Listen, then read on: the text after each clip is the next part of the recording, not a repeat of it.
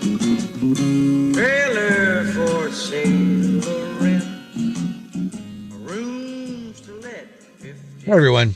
I feel we're about to see some real changes in how we deal with homelessness in 2025 across Canada and the USA. Hey, if you haven't subscribed already, I hope this video earns your subscription. Feel free to like or comment as well. Now, whether Donald Trump and Pierre are cracking down on the homelessness, they're eating the dogs. Isn't it just a little bit wacko? Or Kamala Harris and Justin Trudeau are spending more money on the homeless, You think you just fell out of a coconut tree? either way, I expect the problem to get worse. That we are there to help Canadians. I've published previous videos talking about how there can be a fine line between RVing and homelessness. You can be homeless in an RV, or at least your RV itself has nowhere to legally park for longer term periods. I got a lot of comments on my last homelessness in RVs videos.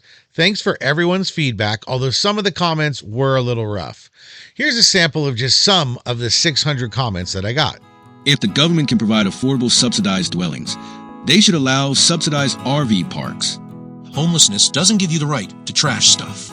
Folks without a fixed address do not qualify for assistance. I have lived in ARV since 2007, the last 15 years. I have been off-grid in the forest and will probably never get back to a normal life. Fortunately, I like it fine. It's too bad the residents can't afford to buy the park and run it themselves.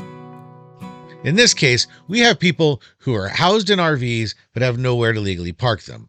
Many people suggested that the government or a cooperative set up RV lots for them to park at. For instance, some of the comments suggested that people could band together, all the RVers, and sort of buy some land. And the establishment of an RV park, specifically designed to accommodate homeless RVers, presents a multifaceted challenge, requiring careful considerations of various factors, including infrastructure, community relations, operational costs, resident support services, and basically, where's the funding coming from? What are the funding solutions? Now, RVs need infrastructure. They can't just park in a parking lot. They're going to need sewer going out, water coming in, electrical. Let's take a look at some of those infrastructure needs. Starting with plumbing. Extensive sewer systems are needed, comprising of pipes, septic tanks, and potentially treatment plants, or at least additional capacity on the treatment plants may be needed to handle the additional wastewater and effluent coming from hundreds, if not hundreds, of RVs. Those RVs are going to need a reliable fresh water supply. So you're going to need to bring in drinking water. Again, includes pipes, valves, water meters potentially. They need to be installed at each and every pad to provide clean water directly to each RV. RVs are homes. Homes run on electricity. So you're going to need an electrical pedestal at the appropriate wiring and to code with breakers and all that for 30 and probably some 50 amp pedestals. They need to be installed at each and every RV site. Again, these can be hundreds of pedestals if you've got a big park. In larger parks, transformers might be required to step down the power from the high voltage power to usable power at low voltage, and that means you have to have transformers throughout the park if it's a larger park. Now, here's an example that I just did on the back of the napkin. If you have 100 RVs, you should expect somewhere around 1/3 of a megawatt of power, equivalent to maybe 30 or 40 homes. Now, this is not as simple as just adding some breaker boxes in the parking lot where the RVs are going to be parked. You actually need to modify the electrical capacity of the grid supplying that park. This often means downstream, the electrical providers need to do more investment or add power capabilities to bring that much power to this formerly vacant lot. And speaking of that vacant lot, you need to prepare the site.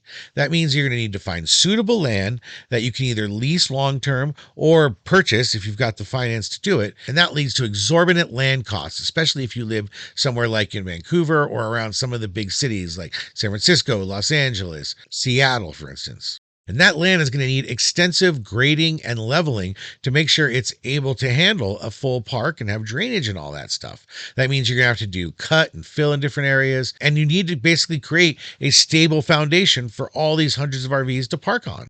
Construction of roads and parking spaces is a particular concern, and it's crucial for the accessibility and maneuverability of all of these trailers getting into a park. You need to build the roads to be able to handle RVs coming in and out. That means you're going to need more roads and driveway than your average housing development would need.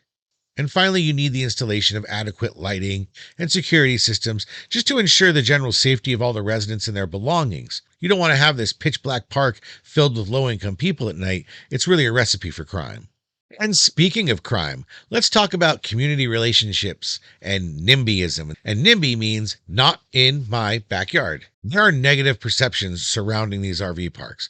Many communities may harbor negative perceptions about homelessness. This leads to the resistance of the idea that an RV park in their neighborhood is a good idea. There's concerns about property values, increased crime, public safety.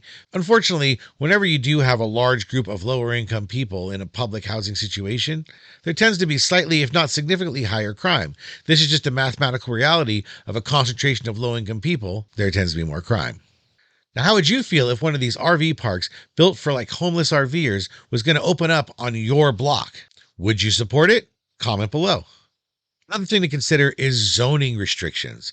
Zoning regulations may restrict the use of whatever land you found for RV parks, especially in residential areas. So obtaining the necessary permits, approvals, community acceptance, this can all be a lengthy and challenging process requiring significant bureaucratic hurdles, public sessions where people can voice their opinion.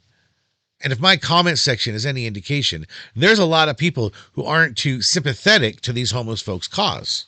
A lot of people aren't ready to support this or have money spent on it. And speaking of money, that leads us to operational costs.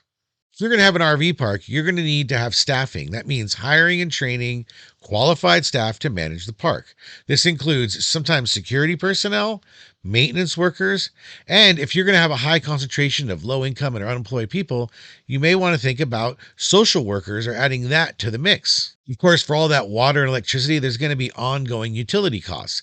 These ongoing costs for water, electricity, sewage, they can be substantial, especially in regions with high utility rates.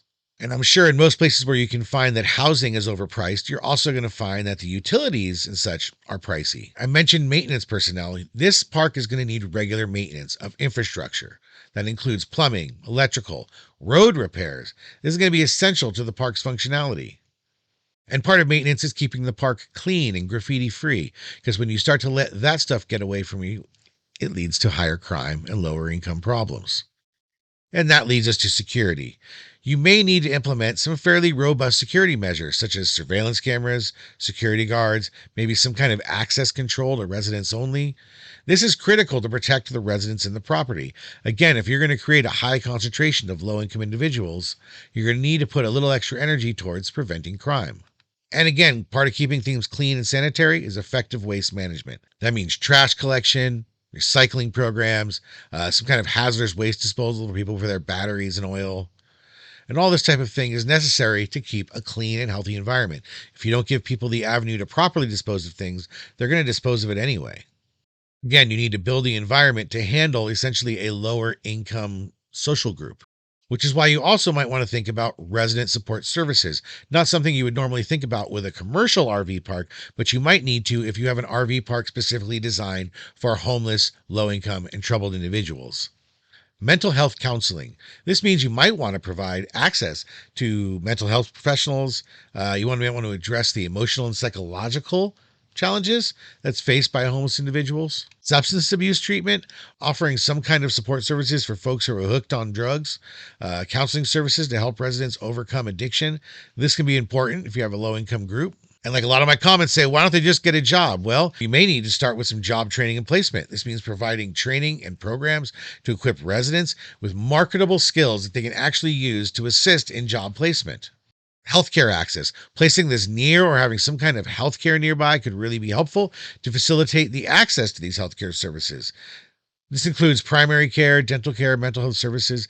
It's something that's going to need to be figured out for this population, whether you do it on-site or nearby. And you may want to have some kind of legal aid or some kind of social workers to help residents navigate legal issues such as housing rights or benefit eligibility. By carefully addressing these multifaceted challenges and investing in necessary infrastructure and support services, communities may be able to create sustainable RV parks that are actually a safe and stable environment for homeless individuals. And of course, the challenge, if it's not already apparent, is going to be the funding and the political climate. Securing funding for such a project can be a significant hurdle, particularly in today's challenging political climate. Government funding, which is often a primary source of funding, can be subject to shifting winds, budgetary constraints, political ideologies, and additionally, providing private donations can be pretty challenging because a lot of organizations prioritize other social causes above homeless RVers. The United States and Canada, while sharing many similarities, have distinct approaches to how they tackle social welfare programs and funding mechanisms.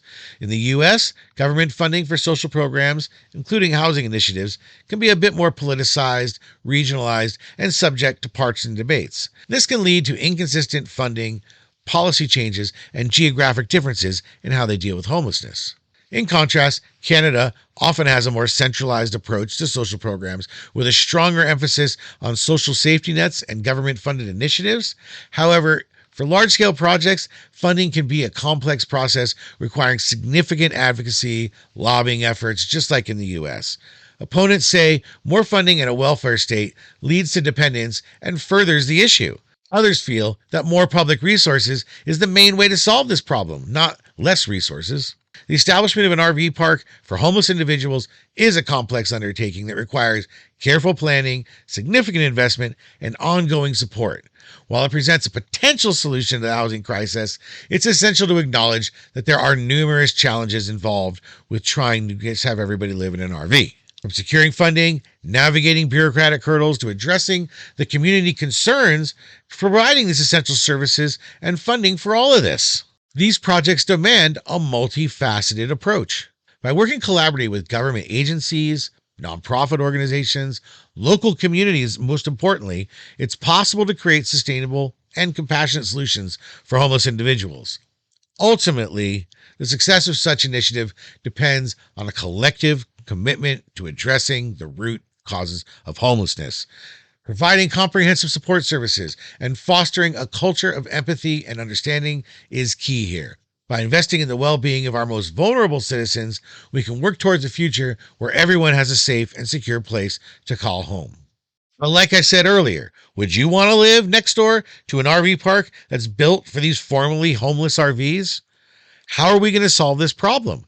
Please comment below and read some of the other ideas that people are adding to the comments. I'll put a link in the description to the other homeless videos. I don't have a perfect solution for this. I see both sides of the issue. And really, unless we come together as a country, in both countries, we're not going to solve this problem. Again, I'd love to see your comments below. Thanks for all your support. I hope this video earned your subscription today. Please subscribe, like, and check out some of my other videos. Over here to the left are some of my RV travel videos, which was the original reason for this channel. Down below, I've got RVs Gone Wild, which is an enormously popular series I do. And down here in the corner is another video on homelessness I did that might relate very much to what I just talked about. Thanks, everyone.